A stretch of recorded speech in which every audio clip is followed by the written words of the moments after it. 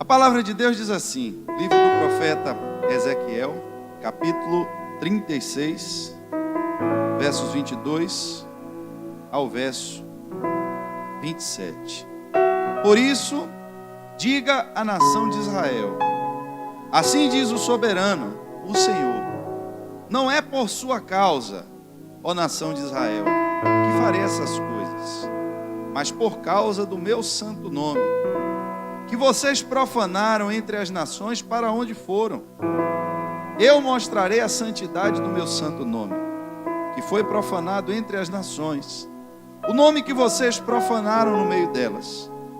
Então as nações saberão que eu sou o Senhor, a palavra do soberano Senhor, quando eu me mostrar santo por meio de vocês, diante dos olhos delas. Pois eu os tirarei dentre as nações, os ajuntarei no meio de todas as terras, e os trarei de volta para a sua própria terra. Aspergirei água pura sobre vocês e ficarão puros. Eu os purificarei de todas as suas impurezas e de todos os seus ídolos. Darei a vocês um coração novo e porei um espírito novo em vocês. Tirarei de vocês o coração de pedra e em troca darei um coração de carne. Porei o meu espírito em vocês e os levarei a agir segundo os meus decretos e a obedecer fielmente às minhas leis. Feche seus olhos. Pai, estamos aqui na tua casa nessa noite, Deus. A casa a qual nós, como igreja, santificamos, consagramos esse local para nos reunirmos e invocar a presença do teu Espírito. Nós invocamos, Senhor, nessa noite que o teu Espírito passeie em nosso meio. Nós pedimos ao Senhor que tenha total liberdade de conduzir, Senhor, todas as coisas neste lugar. Que não haja, Senhor, qualquer impedimento para que a tua obra seja feita, Senhor, nessa noite. Não faz sentido estarmos reunidos nesta casa se a tua presença não estiver conosco. Mas precisamos mais, Deus. Nós precisamos de mais. Nós temos prazer em sentir a tua presença. Não é por incredulidade, não é por formalidade, mas é porque o nosso coração arde quando sentimos a tua presença. É porque o nosso coração se alegra quando sentimos o teu calor agindo em nosso meio. É porque o nosso espírito se levanta quando o teu Espírito fala conosco. É porque as nossas mãos se fortalecem quando sabemos e temos a convicção que o Senhor está nos dirigindo e nos guiando. É porque dependemos totalmente de Ti, Pai, para tomar as nossas decisões, para caminhar. Deus, o Senhor é o nosso Pai e queremos sentir a Tua presença nessa noite em nosso meio de uma forma real. Fala conosco, Deus. Fala individualmente com cada uma das pessoas que aqui estão. E faz com que, meu Pai, a Tua palavra possa ser naturalmente compreendida, Senhor, pela linguagem que o Senhor tem celestial, porque ela precisa, meu Deus, da revelação do Teu Espírito. E aquilo que é revelado já entra em nosso entendimento no nível da dimensão em que a Tua palavra está. Mas isso é impossível fazer se o Teu Espírito não estiver conosco. Clamamos nessa noite, Deus, pelo Teu entendimento, em nome de Jesus. Queridos, o tempo em que essas palavras foram ditas pelo profeta Ezequiel não eram tempos fáceis, não eram tempos de paz. Mas havia uma sentença liberada sobre o povo de Deus. O povo havia sido espalhado entre as nações. O povo havia sido levado cativo. E aqui a gente tem que fazer um parêntese, porque muitas vezes nós culpamos Deus, culpamos as pessoas pelos nossos próprios fracassos. Mas a Bíblia é muito enfática ao dizer De que se queixa o homem, senão dos seus próprios pecados. Não é do agrado de Deus, não é do agrado de Deus a destruição do ímpio. Deus não tem prazer em ver o homem sofrendo as consequências do seu pecado. É preciso que o homem tenha essa compreensão. É preciso que nós, cristãos, tenhamos esse entendimento. Porque corremos um certo risco quando não entendemos dessa forma. Porque ficamos vendo Deus como o nosso carrasco. Ficamos vendo Deus como o nosso adversário. Como aquele que está esperando apenas o nosso primeiro erro para nos punir. A Bíblia diz, irmãos, que você vê isso claramente no livro de Jó. A Bíblia diz que Satanás, ele comparece diante de Deus, com ousadia, para questionar Deus sobre a integridade de Jó. Você vai ver no livro de Apocalipse a Bíblia dizer que Satanás, a antiga serpente, aquele que comparecia de dia e de noite diante de Deus para acusar os santos. Existe alguém diante de Deus cobrando a justiça de Deus sobre a minha e sobre a sua vida, querendo que Deus puna aquelas pessoas que andam na desobediência.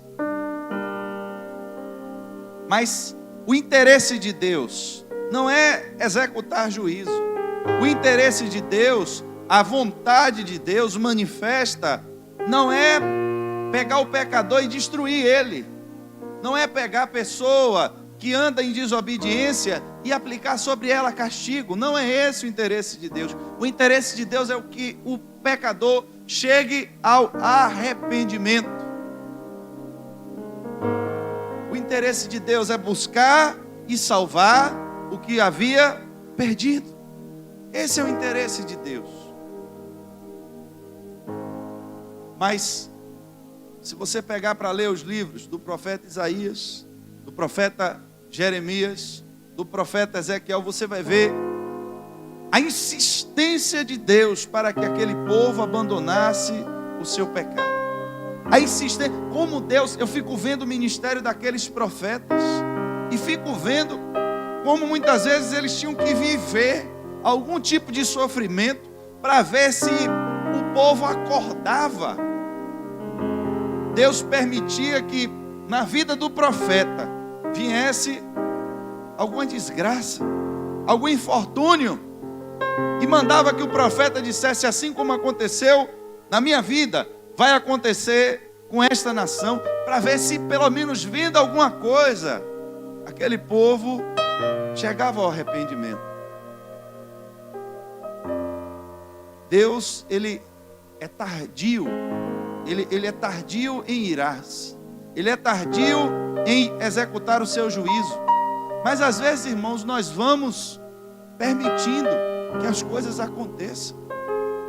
Nós vamos ficando letárgicos nas situações e sempre estamos procrastinando o dia de tomarmos uma decisão, o dia de tomarmos uma posição. É hoje, é amanhã, é hoje, é amanhã. Amanhã eu vou mudar isso, depois de amanhã eu vou mudar aquilo. E a verdade é que o tempo vai passando, os dias vão passando, e tem brechas na nossa vida que às vezes nós não vamos consertando. Nós vamos nos acostumando com elas. Até que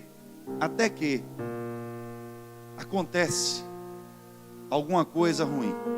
Até que, de fato, o inimigo vem e acha espaço para causar uma destruição.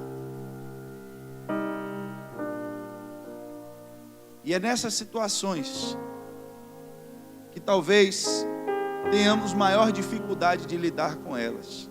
Porque quando a pessoa ela comete erros, pecados, ela se afasta de Deus, ela começa a colocar outras coisas diante dos olhos dela. Observo que quando você encontra essa pessoa no mundo perdida, e você anuncia o evangelho para ela pela primeira vez, é como se os olhos dela se abrissem e de fato ela se arrependesse de tudo que ela viveu e tivesse uma força muito grande em querer sair daquilo, porque ela não tinha conhecimento do mal que ela praticava. Mas quando a pessoa ela tem conhecimento e ela sabe que ela está permitindo que algumas coisas estejam andando desalinhadas na sua vida, isso gera um sentimento de desânimo, isso gera um sentimento de culpa, e a pessoa muitas vezes se entrega. Observe o profeta Jonas. Parece uma coisa simples. Jonas não estava vivendo em prostituição. Jonas não estava envolvido com pornografia. Jonas não tinha assassinado ninguém. Jonas não tinha roubado um banco. Jonas não era usuário de drogas. Deus só colocou diante dele uma missão e disse: eu quero que você faça a minha obra. Você foi separado e escolhido para um propósito, e o seu propósito é específico. Não adianta você tentar fazer outro, não adianta você querer fazer outra coisa. Você sabe o que Deus colocou na sua mão, você sabe para que Deus lhe chamou. E às vezes você está vivendo tempestade na sua vida, você está vivendo dificuldade na sua vida, você está vivendo temporal na sua vida. Tem pessoas que ainda estão vivendo isso com o barco apoitado no cais. O apóstolo Paulo anunciou quando ele estava indo para ser julgado em Roma: olha, essa viagem ela vai ser uma viagem de destruição, ainda dá tempo voltar, ainda dá tempo descer desse barco. Mas no caso de Jonas, não tinha mais o que fazer, porque o barco já estava em alto mar. E o desespero tomou conta da alma daquele homem de tal maneira. E é sobre isso que eu quero acordar você nessa noite. Que quando ele se sentiu angustiado e ele entendeu que ele estava fora da vontade de Deus, a única coisa que restou a ele foi se esconder e dormir, para aguardar agora as consequências finais da sua decisão errada. Tanto é que quando as pessoas questionam, ele mesmo dá a solução: me joguem na água, me lancem à morte, porque é a última coisa que me resta. Eu não sei a que nível de desespero muitas pessoas já chegaram nas suas lutas e nas suas batalhas. O que é importante nessa noite é que você entenda que não foi Deus que lhe levou até esse lugar, que não foi ninguém da igreja, que não foi pastor, que não foi líder, que não foi alguém usado por Satanás. Não, irmãos.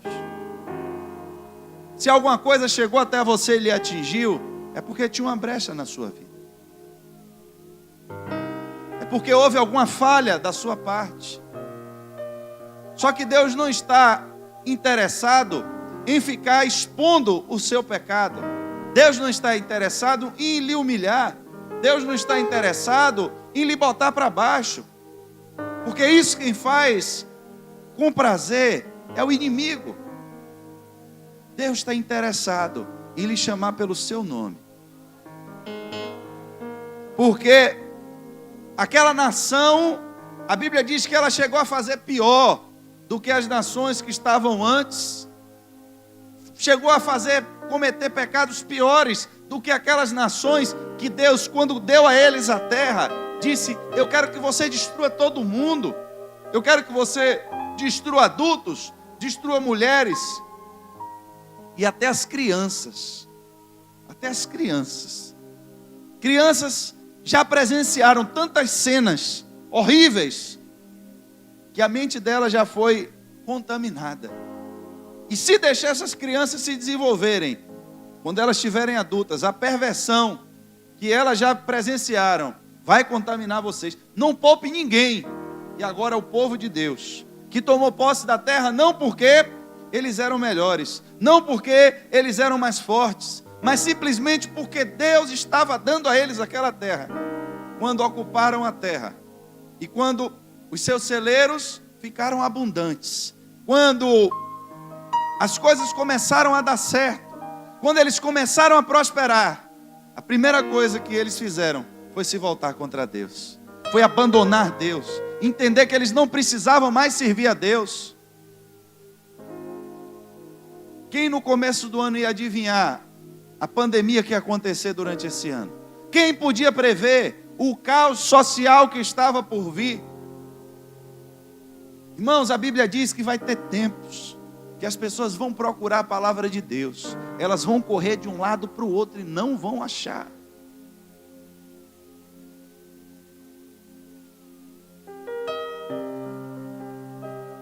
Em países comunistas, você vê os relatos dos missionários que viveram aquele tempo. Eles dizem que quando eles traficavam Bíblias, porque se pegassem ele com Bíblia na mão, eles seriam mortos, seriam executados. E quando eles chegavam em uma casa de alguém que era cristão, que entregava uma Bíblia, eles viam como aquelas pessoas choravam copiosamente, emocionados, por poder de novo ter acesso à palavra de Deus. E nós temos a nossa Bíblia na mão, liberdade para ler. Irmãos, e é uma luta para você conseguir ler um versículo, um capítulo da Bíblia todo dia. Você faz um propósito, eu vou ler a Bíblia toda em um ano. Na segunda você acorda e lê. Aí na terça você vai ler. Na quarta-feira é uma tribulação. Aí você já não consegue ler. Chega na quinta, quando você vai tentar ler a quinta, você lembra que tem que ler a quarta. E vai embolando. Aí daqui a pouco você desanima e deixa de mão. Nós temos que aproveitar, irmãos, as oportunidades que temos, porque a gente não sabe o que a gente vai enfrentar amanhã. Nós precisamos fortalecer a nossa fé, é exatamente antes do dia da batalha. Precisamos estar mergulhados em Deus e buscando um nível maior, porque a gente não sabe que tipo de inimigo a gente vai enfrentar amanhã. Somos crentes hoje, na condição que temos hoje, diante dos fatos que temos hoje, mas será que Deus não está querendo nos preparar para um tempo pior? Ou quem sabe esse tempo não é nosso, mas quem sabe nós precisamos já entrar em um outro nível, para que a próxima geração que vem, ela já seja melhor do que a nossa. Qual é o mundo que as nossas crianças vão enfrentar? Qual é o nível de oposição do inferno que a próxima igreja vai enfrentar? Nós não podemos deixar que uma geração se perca. Porque os crentes cheios do Espírito Santo, os crentes, meu irmão, cheios da força de Deus, os crentes que derrubaram os gigantes, quando entraram na terra, que experimentaram o fruto da terra, eles não tiveram tempo para ensinar seus filhos. Por que é que eles entraram na terra? Eles nem sabiam mais nada da Bíblia, nem de Deus e nem de ninguém. Se levantou uma geração que não tinha conhecimento de Deus. E a gente vive em um tempo em que as pessoas estão se sacrificando. A palavra é essa, sacrifício, para adquirir conhecimento humano. Tem gente, irmãos, que trabalha o dia todo, chega em casa e ainda vai fazer aula online, ainda vai fazer prova de faculdade online. Tem gente que sai do trabalho, nem toma café, pega um ônibus, pega uma Topic, pega um Uber e vai para uma faculdade e briga lá com o governo para conseguir um desconto, mas vai estudar para poder adquirir conhecimento humano. Quanta gente tem se sacrificado para conhecer a Deus? A gente quer que Deus venha e se revele a nós. A gente quer que Deus faça o trabalho todo. Estou aqui, Deus. Agora o Senhor aparece e resolve o problema. Mas a palavra diz: buscar-me-eis e me achareis. Quando me buscardes, quando tiverdes tempo. Quando me buscardes, quando estiveres de férias. Quando me buscardes porque tens folga. Não. É quando me buscardes de todo. Irmãos, a busca a Deus, ela tem que surgir primeiro no nosso coração. O povo estava agora levado cativo. As nações zombando do povo de Deus. As nações zombando do nome de Deus. Mas deixa eu lhe dizer um segredo nessa noite. Quando você olhar para você mesmo e não ver nada de bom mais em você. Quando você olhar em você e você achar que você não é mais merecedor da graça de Deus. Quando você entender, como entendeu um dia Jonas, que ele estava vivendo o castigo pela sua própria desobediência. Há algo em Deus que faz ele não desistir de mim e de você. O amor pelo seu próprio nome. Que interessante. Se não houver mais nada de bom em mim, se não houver mais nada que eu possa dar a Deus, a Bíblia diz que por amor a si mesmo, Deus começa agora a prometer um futuro ao seu povo. Começa a trazer uma palavra de esperança para o seu povo. Quando o profeta estava escrevendo o livro de Lamentações, ele começou a ver a destruição do povo. Ele começou a ver o povo sendo vítima das suas próprias mazelas. Começou a ver o povo sendo vítima e vivendo as consequências dos seus próprios pecados. Pecados que Deus já tinha pedido que eles deixassem há tempos. E quando ele estava vivendo aquilo tudo, o coração dele começou a se angustiar. Até que ele trouxe agora a memória. O que lhe podia trazer? Esperança. E a principal causa dele poder ter esperança eram que as misericórdias do Senhor, elas se renovam todas as manhãs. É que Deus não desiste de mim, irmãos. Ele não desiste de você. Só você pode desistir dele. Só você pode abandonar ele. Porque enquanto você quiser alguma coisa com Deus, ele sempre vai estar fazendo alguma coisa e lutando para tentar lhe salvar.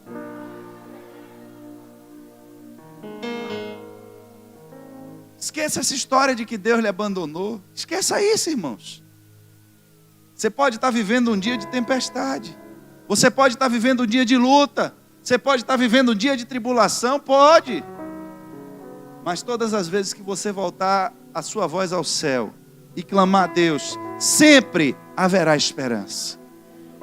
Sempre haverá uma saída. Sempre haverá um socorro. Porque quando não havia mais nada pelo que invocar para salvar aquele povo, Deus diz, eu achei um motivo para buscar o meu povo.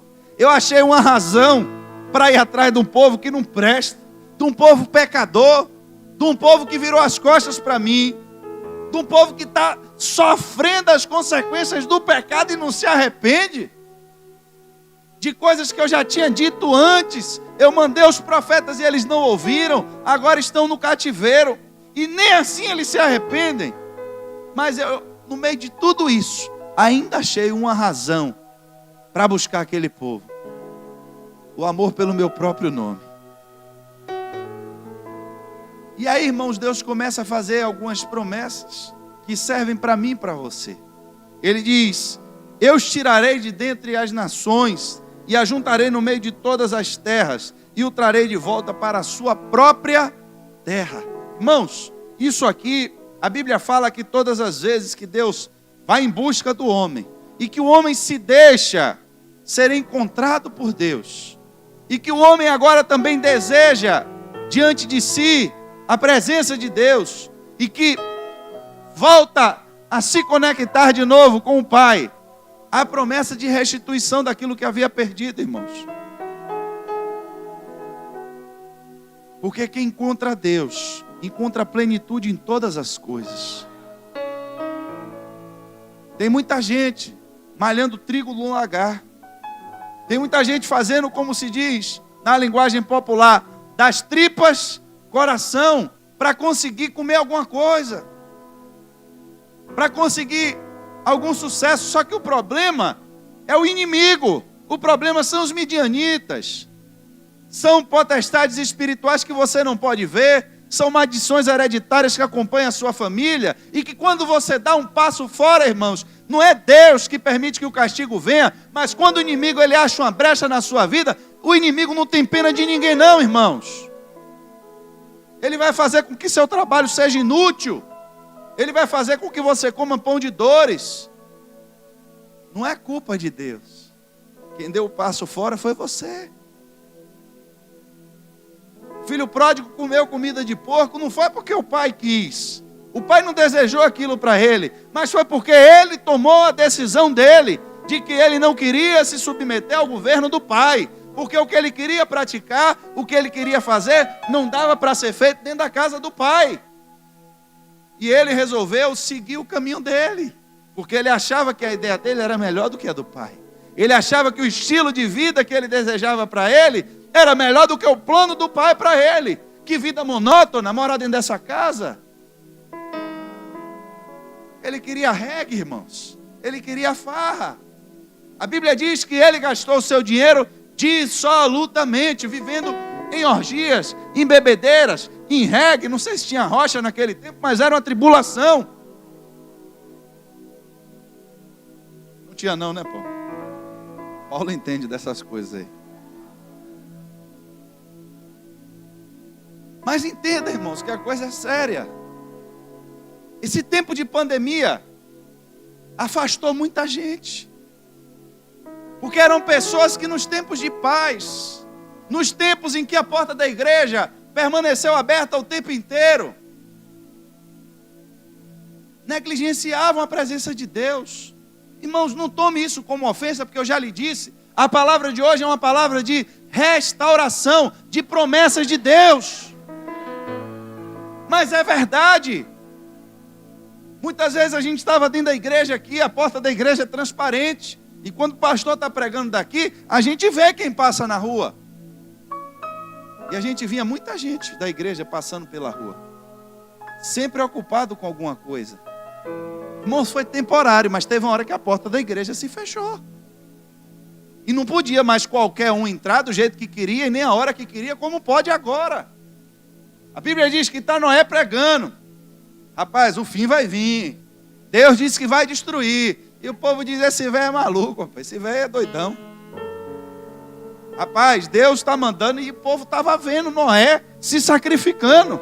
Estava vendo ele e seus filhos carregando pau. Eu já disse isso aqui umas 10 vezes, irmão, não tinha trator naquela época, não. Não tinha guindaste para levantar madeira, não. Sabe lá como é que a mão daquele homem ficou, cortando pau com um machado e carregando aquela história de madeira? Só ele e seus filhos, e mais ninguém. Está o homem se sacrificando. Quem sabe está Noé ali cortando a madeira dele, dando o pau dele ali no sol quente, e chegava um zombador e dizia, para que isso aí, crente? Para que esse fanatismo todo, crente? Esse negócio de igreja todo dia, crente? Eu vou tomar uma Skol. Skol não, que agora não está na moda, é Heineken, né? Agora é. Vou tomar uma Heineken, aí vai lá. Fica aí, Noé, com seu machado. Irmãos, preste atenção. A Bíblia diz que quando o castigo de Deus chegou, Deus levantou Noé para pregar todos os dias, enquanto ele construía a arca. Mas quando o castigo chegou, a Bíblia diz que a porta da arca foi fechada por Deus. Será que quantas pessoas naquele dia não choraram na porta daquele barco? Quantas mães viram seus filhos morrendo afogados e ela não podia fazer nada? Porque negligenciou o tempo em que a palavra estava sendo pregada, irmãos. Tem muita gente indo para a igreja porque se acostumou com isso, porque virou uma rotina, mas as pessoas ficam achando, se eu não for para a igreja, Deus vai ficar zangado comigo. O problema não é você estar na igreja, o problema é você querer estar na presença de Deus. É você querer ter um encontro com Deus. Ah, pastor, então esse negócio de igreja está por fora. O senhor precisa ver o Pentecoste que é no meu quarto. Quando eu entro, eu sei, irmãos. Mas existem níveis de manifestação da presença de Deus. Existem níveis. Você tem o seu nível de intimidade com Deus, que a igreja não vai poder substituir. Mas é na reunião da igreja que a Bíblia diz que Deus, Ele se manifesta de várias formas diferentes, através dos dons espirituais.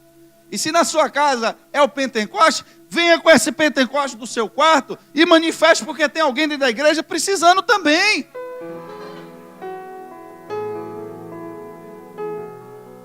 Se não fosse assim, para que Deus teria criado a igreja? Qual é o sentido de se ter igreja? É porque é na reunião de 2 ou 3 que ali eu estarei presente. Tem muita gente, irmãos, que vai para o mundo porque se acostuma com a dimensão da graça de Deus. Se acostuma, a gente se acostuma, a gente se acostuma com as coisas dando certo, irmãos. O povo estava na terra, preste atenção que eu estou dizendo a primeira promessa. Deus disse, eu vou trazer vocês de volta para a sua terra, mas quando eu resgatar vocês, tem promessa de restituição, vocês vão voltar para a terra de vocês. Porque na terra de vocês, o que vocês plantam é seu. O que vocês colhem é seu, porque a terra é sua. O que é que o inimigo quer? O inimigo quer que você plante para não colher. E a gente se acostuma quando a gente está na nossa própria terra. A gente se acostuma, por exemplo, com a privacidade que a gente tem dentro da nossa casa. Dentro da nossa casa a gente pega uma pessoa estranha e bote para morar com você. Algum parente seu, muda a rotina toda da sua casa. É só uma pessoa diferente entrar na sua casa, alguém que você não tem muita intimidade, que já muda, já causa um desconforto. Imagine agora você ser tirado da sua casa para morar em outra casa, com outras pessoas que você não conhece. E o pior, se tudo que você fizesse agora, você tivesse que dar parte a essas pessoas. As pessoas não conseguem ver, irmãos, a dimensão espiritual. Mas quando a gente está na presença de Deus, a presença de Deus é para nos abençoar. É para tudo que você fizer, Deus lhe ajudar e fazer prosperar. É como a palavra dele diz, é para que todas as coisas cooperem conjuntamente para o seu bem. E a gente começa a andar nessa dimensão e se acostuma. A terra é minha, eu faço dela o que eu quiser. A gente nunca entende que a gente pode perder a posse da terra. A gente nunca compreende que a gente pode perder o favor de Deus. A gente não compreende que a gente pode perder a bênção de Deus. O dia que o maná caiu do céu, e o povo viu o pão cair do céu, meu irmão, o povo, que negócio é esse aqui? Que maravilha é essa? Passou um tempo, eles chamaram o maná de Deus de comida miserável. Por quê? Porque se acostumaram com a dimensão. Irmão, já viu chover pão do céu? Você não plantou, você não colheu, você não trabalhou, você não fez nada. Deus está dando comida de graça, mas agora, Deus, eu acho que já dava para dar uma melhorada. Eu acho que esse negócio de pão todo dia, de maná todo dia, já está um saco, a gente cansou. Só que a pessoa não está vendo que ela está vivendo em um ambiente de morte. E que o maná é a única estrutura que está permitindo com que ela fique viva, sem que ela tenha que fazer sacrifício nenhum. A gente muitas vezes pede a Deus um emprego. Deus manda o emprego. E a gente começa a trabalhar. No primeiro mês que recebe o salário, tem gente que dá logo o salário todo na igreja. E é bênção. É você reconhecer que Deus, não é na igreja, não, irmão, eu me expressei errado. É você entregar a Deus, você pode entregar onde você quiser. Mas é a sua fé diante de Deus. É a sua fé diante de Deus. Tem gente que reconhece, aí começa a trabalhar. Depois de um ano, o emprego já não presta mais. Aquele salário já é um salário de fome. E na hora que precisa fazer ajudar alguém, tirar R$1 daquele dinheiro ali, parece que tem escorpião na mão para poder ferir a mão da pessoa. Aí a pessoa começa às vezes a se revoltar contra Deus. Ela não enxerga que o estado que ela estava antes de encontrar Deus ainda era muito pior do que o que ela está. E deixamos de ser gratos pelo que Deus tem feito. O povo estava na terra, eles estavam, antes de ir para a terra, estavam aonde? No Egito. Fazendo o que no Egito? Escravo de Faraó. O que ele produzia era dele? Não. Era tudo para Faraó. Aí Deus vai, tira eles e bota agora numa terra abençoada. Tudo que eles faziam prosperava. Se acostumaram. E o que é que faltava agora? Agora um Deus só para adorar tá ruim. Vamos procurar mais deuses. Vamos fazer cultos a Baal. Vamos fazer cultos a Astarote, provocando a ira de Deus. Mas Deus, em sua misericórdia, depois que o povo ainda foi levado cativo, Deus ainda tem promessa, irmãos. Eu vou restituir. Eu vou trazer vocês de volta para a sua terra. Eu não vou abandonar você. Por mais que você esteja em pecado, por mais que você esteja sofrendo o castigo da sua desobediência, por mais que você esteja sofrendo o castigo da sua negligência, mas eu vou estar com você. Eu vou lhe buscar. E se não tiver motivo nenhum em você, o motivo vai estar no meu próprio nome. Para que o meu nome seja honrado e engrandecido através da sua vida. E aí, o profeta Ezequiel começa a falar de tempos futuros, de forma profética. Ele começa a dizer: aspergirei água pura sobre vocês, e ficarão puros. Eu os purificarei de todas as suas impurezas, e de todos os seus ídolos. Irmãos, o profeta Ezequiel estava aqui fazendo menção ao tempo em que nós vivemos, aonde compreendemos, pela mensagem que foi pregada primeiro por João Batista, uma linguagem simbólica do batismo nas águas. Você que é crente, que já está na igreja há algum tempo, você precisa entender o que significa o batismo. Não é porque a água que você mergulhou é especial, não. É porque existem símbolos espirituais. E quando nós somos batizados nas águas, aquele é um símbolo da purificação dos nossos pecados. Não porque nós merecemos, mas porque Deus quis perdoar os nossos pecados. Temos hoje a possibilidade, irmão, você já pensou se ao cometer um pecado a gente não tivesse mais oportunidade de arrependimento? Se não houvesse mais chance? Mas Deus é tão misericordioso que Ele franqueia para nós, não só restituir aquilo que a gente perdeu, como também tratar das nossas deficiências, tratar dos nossos problemas. Mas tem gente que é teimoso, tem gente que quer sair do problema pelas suas próprias forças, quer sair do problema com as suas próprias mãos. Está vivendo tempos difíceis, tempos de infelicidade, tempos de angústia. E Deus dizendo: entenda que quem vai perdoar o seu pecado sou eu. Não é você que vai se sair sozinho disso. Você tem que vir até mim. Você tem que confessar o seu pecado diante de mim. Você tem que se arrepender do seu pecado.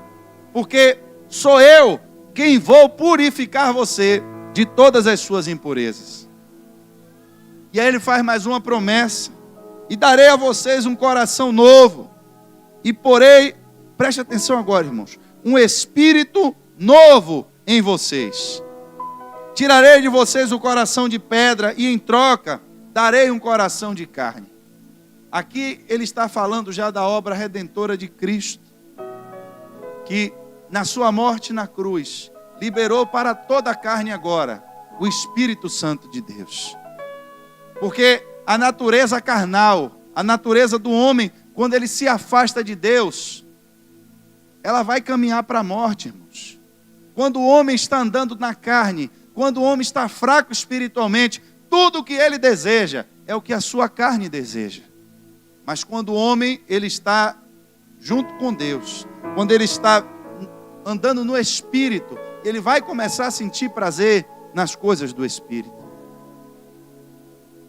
Só que ele faz menção aqui exatamente dessa liberação do Espírito Santo, quando ele diz: eu colocarei um espírito novo em vocês, o Espírito de Cristo em vocês.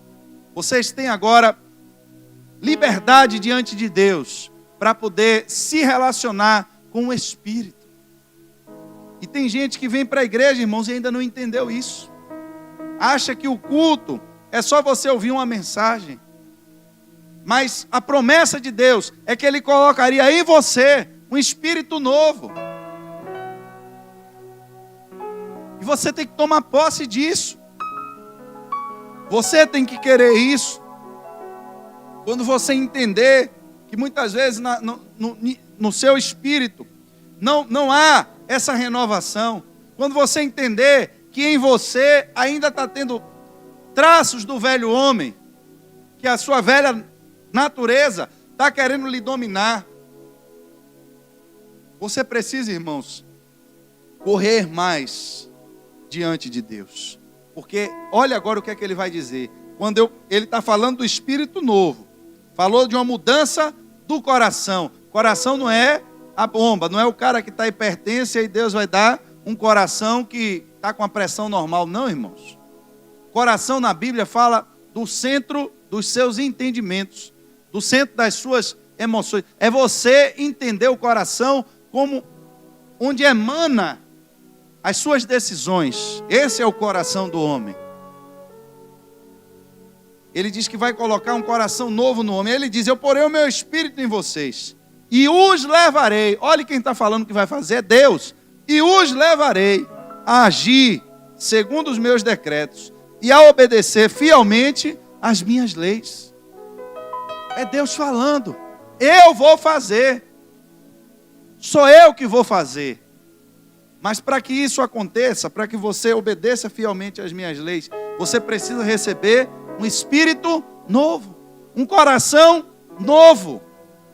A mente carnal, o coração carnal do homem, o coração de pedra, é o coração morto de Adão. É um coração que se inclina para as más obras, para a morte. E não adianta, irmãos, ficar brigando contra o pecado. Não adianta você se esforçar por autodeterminação contra o pecado, porque você não vai resolver o problema. É como se você tivesse um trator vindo em sua direção e você tivesse com a sua mão tentando destruir o trator. Você tem que entender quem está dirigindo o trator, porque se você tirar quem está no comando do trator, o trator para. O pecado é como essa máquina de destruição, que ela se aponta contra você. Mas você tem que entender que por toda a estrutura de pecado, por trás dela existe um espírito. E que a nossa luta ela não é contra carne e nem contra o sangue, mas são contra esses dominadores e potestades do mundo do espírito. E quando você entende isso, e quando você ataca o problema no lugar certo, como é que eu resolvo isso, pastor? Só tem um jeito: se enchendo do Espírito de Deus. E como é que eu me encho do Espírito de Deus, pastor? Através da palavra de Deus, através da oração, através da busca, da sua busca pessoal, da nossa busca em conjunto.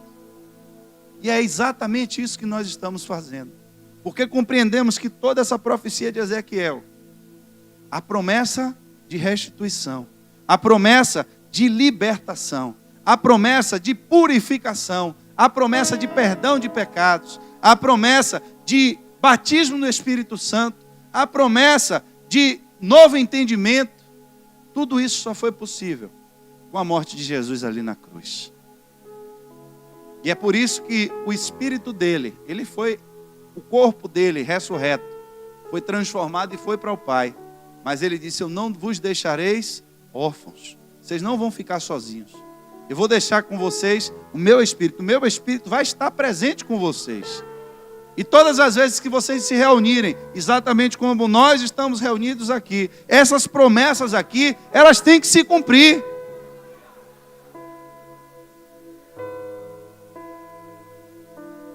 Só tem um detalhe sobre esse Espírito, irmãos, e eu tenho insistido sobre esse ponto. Esse Espírito ele não invade o corpo de ninguém. Você vai ver pessoas possuídas por espíritos imundos contra a sua vontade. Mas o Espírito de Deus não. O Espírito de Deus, você precisa querer andar com ele. Você precisa permitir que ele entre no seu coração. Você precisa querer que ele habite em você, que ele direcione a sua vida. Você precisa desejar isso, irmãos. E isso é o que vai mudar. E isso é o que vai fazer a sua vida tomar caminhos distintos. É exatamente isso. É quando você estiver cheio do Espírito de Deus. É quando você estiver, como ele diz aqui,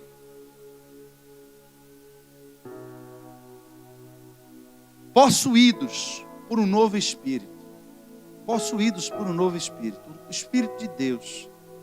é que você vai conseguir obedecer fielmente às palavras de Deus. Você nunca vai ver na Bíblia nenhum homem que fez alguma coisa sobrenatural ou extraordinária, se ele não tivesse primeiro cheio do Espírito Santo de Deus. E às vezes a gente vai se esquecendo dessas promessas, a gente vai se esquecendo dessas realidades. E é por isso que Deus vem para nos lembrar, para nos recordar e para nos dizer do que é que realmente importa no meio da sua igreja. Nós não estamos de um tempo buscando apenas as coisas materiais desse mundo. Nós não estamos na presença de Deus apenas para nos sentir bem, mas precisamos compreender o mundo espiritual como de fato ele é. E precisamos entender que se essa presença não estiver conosco, nós estamos agora suscetíveis a cumprir os maus desejos do nosso próprio coração, a dar vazão à preguiça. Preguiça é pecado, irmãos. A negligência, a omissão. Tem gente que não consegue buscar a Deus porque não consegue ter disciplina, porque não consegue dominar a sua carne, não consegue ter domínio próprio. Não consegue, vai fazer um jejum, desmaia, vai ler a Bíblia, dorme por cima da Bíblia, vai orar, capota por cima do celular, por cima da cama. Porque ainda não entendeu, irmãos. Os olhos dessa pessoa ainda não foi abertos para que ela compreenda a dimensão espiritual das coisas. O que é a realidade do mundo do Espírito. É porque a gente sempre acha que a gente vai cometer um erro aqui, vai atravessar a rua, o carro vai atropelar a gente, porque Satanás quer dizer. Não é assim que funciona não, irmãos. Às vezes Satanás vai deixando as coisas acontecerem. Vai deixando você ir. Deixa você sair de casa. Deixa você ir para bem longe. Deixa você começar a fazer a festa. Aí depois que você acha que está tudo bem, aí a Bíblia diz, sobre aquela cidade agora veio uma grande fome. E aí ele gastou tudo que tinha. Só que agora ele já estava longe de casa. Ele não estava perto do Pai. E aí para poder comer, teve que ir tomar conta de porco. Às vezes o diabo lhe dá corda. Vai, pode ir. Está vendo? Deus disse que se comesse morria, está vendo que não morre? Vai mais um pouquinho. Faz mais um pouquinho. E a gente não entende. A gente acha, poxa, Deus está zangado comigo. Deus está chateado comigo. Como é que eu vou voltar para a igreja? Com que cara eu vou olhar os irmãos? Só que a palavra de Deus nessa noite é que Ele quer restauração. Ele quer lhe dar forças. Ele quer lhe reavivar. Quer lhe dar um espírito novo. Ele quer perdoar os seus pecados. Quer lhe reerguer. Quer devolver tudo que o inimigo roubou de você. Eu não sei durante esse tempo de pandemia quantas pessoas não conseguiram resistir e permanecer de pé. Não sei, irmãos. Não sei. Mas uma coisa eu sei, que independente do que aconteceu, independente do que você viveu nesse período, independente do que aconteceu na sua casa, independente do que aconteceu na sua família, independente de que caminho você trilhou, o que Deus tem para você são palavras de esperança. Porque por mais que aquele povo estivesse vivendo e experimentando as consequências de suas decisões erradas, Deus não mandou o profeta Ezequiel para terminar de matar. Não mandou o profeta Ezequiel para passar na cara deles o pecado deles. Mas mandou o profeta para anunciar que ele, ainda que não achasse nenhum motivo naquele povo, por eles mesmos, para restaurar a sorte deles, e pelo amor do seu próprio nome, ele se levantaria para resgatar aquele povo. E hoje nós estamos aqui reunidos diante da mesa do Senhor. E eu tenho certeza que há algo da parte de Deus para ser liberado aqui nessa igreja nessa noite. Talvez você pode pensar, mas pastor, essa palavra para mim está tranquila, porque eu tive aqui durante todos os dias da pandemia. Eu estou bem. Mas quem sabe Deus não quer exatamente lhe levantar para procurar alguém que você não viu aqui hoje nessa noite. Quem sabe Deus não quer lhe usar para você mandar mensagem para uma pessoa, perguntar como essa pessoa está. Porque tem gente que está perdida e ainda não se deu conta, irmãos. Tem gente que está achando que ainda está tudo bem. A Bíblia diz que Sansão estava dormindo no colo de Dalila. Ela já tinha cortado o cabelo dele. O Espírito Santo já tinha saído dele. Mas ele ainda não havia se dado conta. Ele só se deu conta quando os filisteus vieram sobre ele. Aí ele disse: não, esse problema aqui com esse pecado eu já tive várias vezes. Agora eu vou resolver como eu resolvi das outras. Eu já me envolvi nesse problema um bocado de vez. Não é a primeira não. Já me amarraram, já tentaram me carregar. Esse negócio aqui, meu irmão. Aí, vou sair igual das outras vezes. Na hora, a mão travou. Mas não já tinha saído antes? Já. Não já tinha se libertado? Já. Mas dessa vez foi diferente. Porque dessa vez ele estava sozinho. O Espírito Santo de Deus já tinha deixado ele. Só descobriu quando o problema chegou. Vamos orar, irmãos, nessa noite. Vamos pedir a Deus que tenha misericórdia das nossas vidas. Tenha misericórdia da sua igreja. Que Ele possa trazer um espírito novo sobre as nossas vidas. Possa nos encher cada vez mais. Possa nos levar a níveis ainda mais profundos. Nos dar revelações ainda maiores. Porque a gente não sabe contra o que a gente vai ter que lutar daqui para frente. A gente não sabe qual vai ser o próximo problema. A gente não sabe qual vai ser a próxima situação que vem contra a igreja. Foi um ataque tão terrível que você via todo mundo indo para o mercado, todo mundo indo para trabalho. O coronavírus só estava dentro da igreja. O único lugar que não podia ir era a igreja, porque o vírus estava dentro da igreja. A rua socada de gente. No ônibus não tinha coronavírus de jeito nenhum, porque o ônibus não parou de rodar. Metrô também não parou de funcionar, porque também coronavírus não sabe pegar metrô. Mas a igreja, irmãos, a igreja, para a gente se manter aqui de pé nos primeiros meses, a gente fez culto aqui com 13 pessoas. O médico aí sabe disso, que ela tem a anotação dos cultos com 13 pessoas, mas fizemos. Obedecemos ao que o governo pediu, botamos termômetro e negócio de álcool gel na cara e na mão e lavando tudo aí. Mas aconteceu. E a gente não deixou de orar pela vida da igreja. A gente não deixou de orar pelas pessoas que estão lá fora. E essa noite é a noite da comunhão.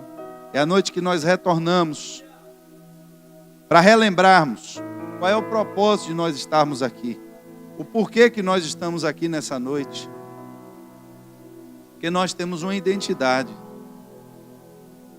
Nós temos, irmãos, um Senhor. Nós servimos a Deus. Só que a Bíblia diz que temos que adorar a Deus em espírito e verdade. Porque Deus é espírito. E para você adorar a Deus em espírito, você precisa estar em comunhão com o Espírito dele.